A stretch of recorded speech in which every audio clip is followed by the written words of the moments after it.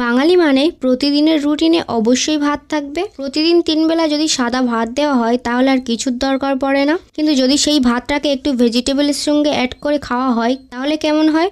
হ্যাঁ, আমি ফ্রাইড রাইসের কথাই বলছি। রেস্টুরেন্টে বা হোটেলে এই ফ্রাইড রাইস কি বারবার কিনে খাওয়া সম্ভব? যদি বাড়িতেই এরকম ঝরঝরে সুস্বাদু ফ্রাইড রাইস হোটেল স্টাইল বানিয়ে ফেলা যায় তাহলে আর হোটেল থেকে কিনে খাওয়ার কি দরকার।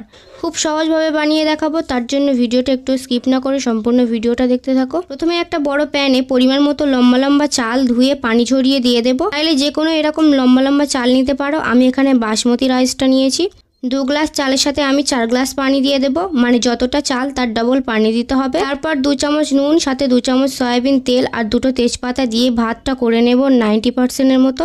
একদম নরম করে নামানো যাবে না, তাহলে ফ্রাইড রাইসটা ঝরঝরে হবে না। একটু শক্ত করে নামাতে হবে, তাহলে পরে ভাজার সময় আর নরম হয়ে ভাতটা ভেঙে যাবে না। এখানে 1 চামচ এলাচের গুঁড়ো দিয়ে দিলাম, চাইলে 2টো গোটা এলাচও দেওয়া যাবে। তারপর একটু নেড়ে চেড়ে মিশিয়ে নিলাম আর তারপর ঢাকনা দিয়ে ঢেকে ভাতটা রান্না করে নেব।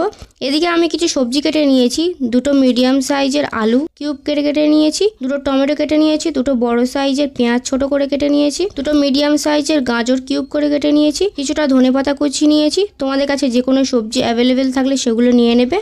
এরপর প্যানে 2 গ্লাস পানি দিয়ে 1 চামচ নুন দিয়ে গাজর কুচি আর আলু কুচিটাকে দিয়ে সেদ্ধ করে নেব, কারণ এগুলো একটু শক্ত হয়, তাই প্রথমে সেদ্ধ করে নিতে হবে। এদিকে একটা প্যানে কিছুটা সয়াবিন তেল দিয়ে দিলাম। এখন একটা ডিম ভেঙে দেবো আর ডিমটাকে নেড়ে চেড়ে ডিমের ঝুরি ভাজা করে নেব।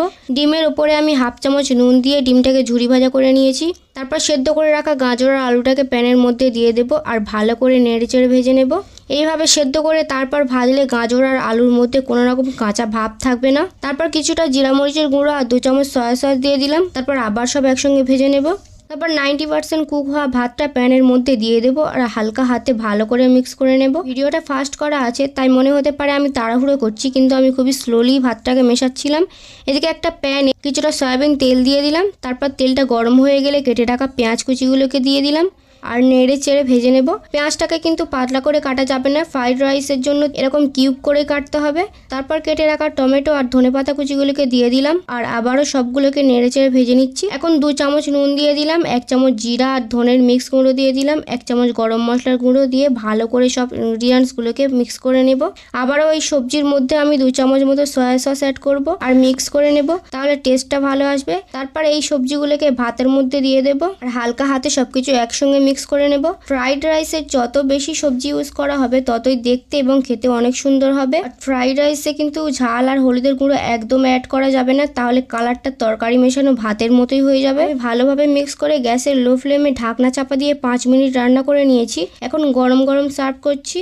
আর অবশ্যই এই ফ্রাইড রাইসে সয়া সসটা দেওয়ার চেষ্টা করবে, তাহলে টেস্টটা অনেক ভালো আসবে। এই ফ্রাইড রাইসটা খেতে কিন্তু অসাধারণ ছিল, আর কতটা ঝরঝরে হয়েছে ভাতটা তোমরা নিজেরাই দেখে নাও। এই ফ্রাইড রাইসটা এত সুন্দর খেতে ছিল, হাজবেন্ড তো পরের বারে ফ্রাইড রাইসের সঙ্গে চিলি চিকেনটাও খেতে চাইলো। আমি বললাম পরের বারে ফ্রাইড রাইসের সঙ্গে চিলি চিকেন বানিয়ে দেবো আর তোমাদের সঙ্গেও শেয়ার করব।